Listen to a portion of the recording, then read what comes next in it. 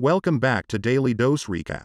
The movie starts as two modern-looking black men in their fancy underwear are being sold off at an auction. They are chained by their necks, and it appears as if the place is a slave market. Following this, the movie goes back into a flashback where it all started. It revolves around two estranged half-brothers, Regis and Joel Grosdesir, from the West Indies, who lead completely different lives. Joel is a monoracial black man fresh out of prison after serving time for stealing an old woman's purse. Currently, he lives with his mother and his 9-year-old daughter. He is serially unemployed and blames racism for all his woes, especially his joblessness. However, he has never seriously tried to find work. On the other hand, Regis is a biracial man. He is married to a white woman and has a 9-year-old daughter with her. He lives in an affluent town and is well integrated into the upper-class society. Regis is employed at the local town hall and works as an assistant to the mayor. One day, Regis receives a call from his uncle, informing him that his father is dying, and it is the old man's final wish to meet all his children. However, Regis pays no regard to his deadbeat father, as he was not around when Regis was a child. He then proceeds to have dinner with his family, but his crazy wife threatens to get laid with other men if he does not pay his father one last visit. She jumped to that specific threat awfully quickly. Left with no choice, he reluctantly agrees. The next day, Regis takes a flight to his hometown where his father resides. At the airport, he runs into Joel, who has also come to see their father. The brothers, who have been out of contact for more than a decade, put their differences aside and hire a taxi together. They catch up in the taxi on the way to their father's home. Regis tells Joel everything about his successful life, while the latter lies to cover up his failures out of embarrassment. Upon reaching their father's home, they are introduced to their aunt and several half-sisters. Turns out that their dad ventured throughout the world and had relations with countless women. This explains why Joel and Regis have different skin colors. The old man's eyes light up when he sees his only two sons before him. Before dying, he tells Regis and Joel that they will inherit a great treasure. This excites the brothers, and they eagerly wait to hear about the treasure. However, to their dismay, all they receive as inheritance is the document of emancipation of their ancestors. This document was handed over to a few slaves by their owners for some extraordinary work or act. Apparently, Regis and Joel's ancestors were granted freedom long before slavery was legally abolished in the West Indies. However, not concerned about the symbolic value of this piece of paper, they scoff at the inheritance. They then derisively tear the paper up under the disapproving eye of their late father's sister. As expected, this enrages the old woman, so she decides to teach the brats a lesson. She casts a voodoo spell on them and sends them back to the 17th century, where slavery is still prevalent. In the next scene, when Regis and Joel wake up, they find themselves stripped down to their designer underwear in an open field. As the two wonder about what happened, a couple of terrified black people run past them. Just then, two slave hunters also arrive and capture the Grosdesir brothers. They are then taken to a slave market and sold to Monsieur Jourdain, a landowner. Jourdain entrusts Joel to the farms, where he will work under the care of Henri, a brutal and deeply racist foreman, while Regis is sent to the kitchens of the residence. Soon, the half-brothers discover that they have actually time-traveled to 1780, when slavery was still a thing.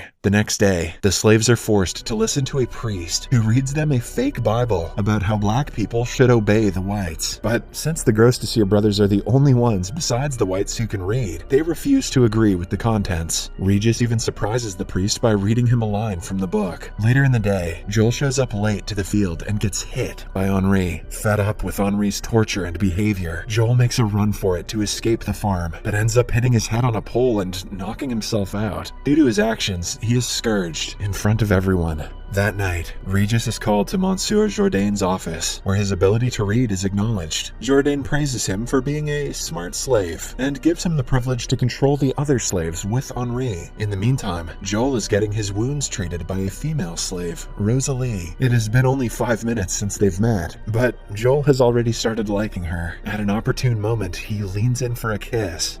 Only to get turned down. Rosalie then reveals that she is in love with a fellow slave named Isidore, much to Joel's disappointment. The next day, Regis carries out his new duty and starts ordering and commanding other slaves to do their work. Joel is shocked to see his brother acting like the whites and criticizes him for being selfish. However, Regis could care less, and he continues to be loyal to his new masters and reports his work throughout the day to Monsieur Jourdain. Eventually, everyone in the white household finds out about Regis's ability to read and starts starts mocking him. They also joke about whether or not he can play the piano. To everyone's surprise, Regis plays the piano beautifully. However, this results in him getting whipped severely by the whites. Finally fed up, Regis wants out, and the next morning, the two brothers flee the plantation by secretly hopping in the carriage of a Jewish man named Isaac. When they reach his place, Isaac approaches them and reveals that he knew about their presence all along. The brothers beg him for mercy, but to their surprise, Isaac provides them with great hospitality and care, as Jews are also a victim of discrimination. Soon, Monsieur Jourdain's henchmen arrive at Isaac's home in search of the two brothers, but before they could get caught, Regis and Joel bid Isaac farewell and flee through the back door. They make their way to the shoreline, where they take an abandoned boat and set out into the ocean. Ironically, they cross paths with a ship that is used to transport slaves to auctions, and are caught and imprisoned. At last, the Gros Desir brothers end up in the same slave market, where they are bought by Jourdain's henchmen. Fortunately, on the way back to the plantation, the brothers are saved by an African tribe who call themselves the Maroons. Here, it is revealed that the people of the tribe were all slaves once, before they fled from their owners. The two are welcomed into the tribe, and they begin to chant with the tribe leader. However, Regis, who himself is married to a white girl, refuses to chant when the Maroons talk about killing the whites. This enrages the tribe, and they quickly turn on the brothers. But fortunately, Regis and Joel manage to outrun the tribe and reach safety. The next day, the two find themselves in an unknown place, where they see their aunt, who cast a spell on them. The brothers soon realize that it was she who was responsible for sending them back in time. They plead with her to remove the spell, and mention that they will do anything for it. Initially, the old woman refuses, but when the brothers keep pleading, she gives them a hint. She tells them that the only way for them to get back to the present is to reach the plantation again and reunite their ancestors, Isidore and Rosalie. She also tells them to rectify the error without elaborating any further. She's probably referring to Joel trying to make out with his great-great-grandmother. Before disappearing, the woman leaves behind her special pipe and instructs the brothers to smoke it when they have successfully completed their mission. As the two are brainstorming ways to tackle the situation, Joel suddenly remembers seeing what seemed like Isidore having oral intercourse with another man. He also recorded a video of the incident on his phone and shows it to Regis. Questionable move, Joel. The two brothers then become convinced that Isidore is homosexual, and they mistakenly believe that this is the error that they are supposed to fix. In the next scene, Joel and Regis return back to the plantation. They try to negotiate with Monsieur Jourdain on their punishment, but it doesn't work out for them. Instead, they get branded with a sigil of the plantation. They then return to their huts and begin to plan their course of action. Meanwhile, inside the mansion, the whites are celebrating the wedding party of Monsieur Jourdain's daughter. Taking this as the perfect distraction, the brothers organize a party of their own for the slaves. They secretly steal a barrel of rum from the distillery to intoxicate and to activate the romance between Isidore and Rosalie. However, their plan hits a roadblock when Regis spots Joel making out with Rosalie due to his infatuation with her. Afterwards, the two brothers improvise and physically help the couple have intercourse as they're asleep.